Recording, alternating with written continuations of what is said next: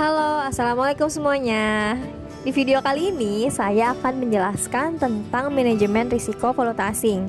Sebelumnya, perkenalkan nama saya Ika Maudianti Lumia, mahasiswi perbankan syariah.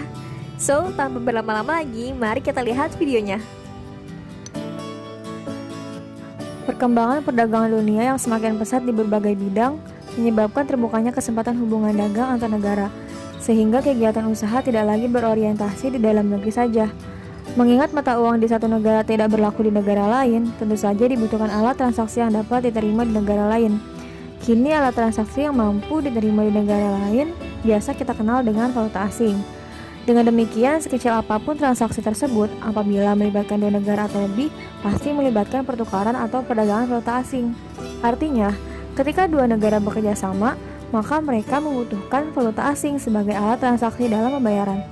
Namun, bagaimana ketika mata uang negara yang satu dan yang lain tidak sesuai lagi dengan yang diharapkan, terutama pada saat dikonversikan? Maka dari itu, perlu adanya manajemen risiko untuk menghindari terjadinya kondisi fluktuasi valuta asing.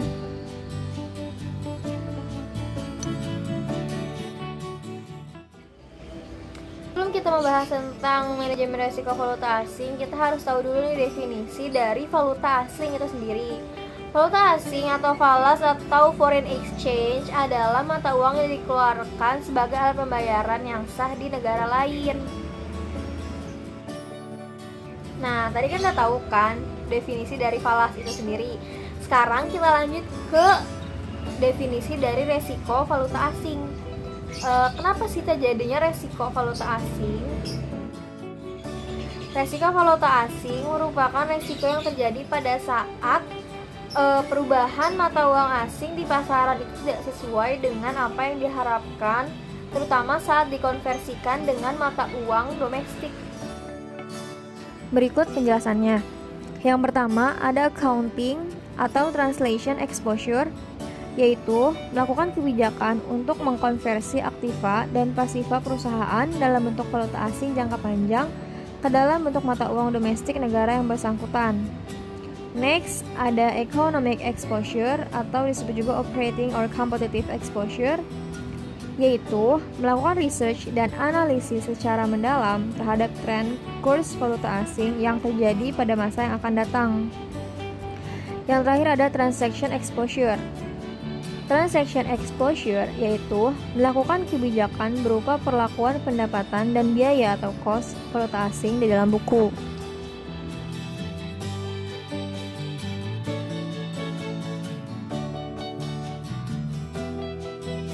Yang pertama ada non-performing loan atau NPL.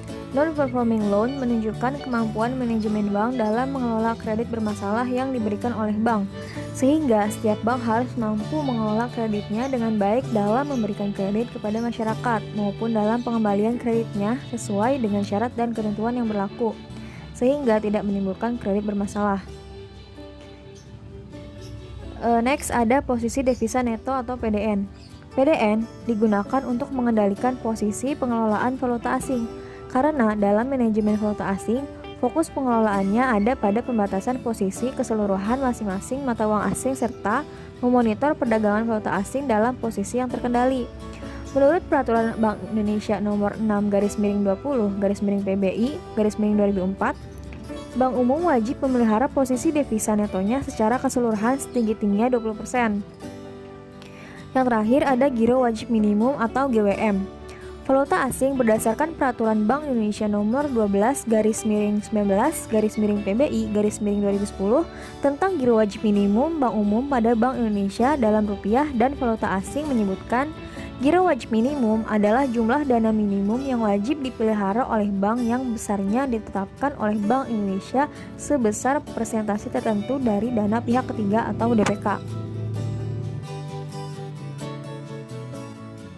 Oke, segitu dulu penjelasan dari saya. Kurang lebihnya mohon maaf. Wassalamualaikum warahmatullahi wabarakatuh.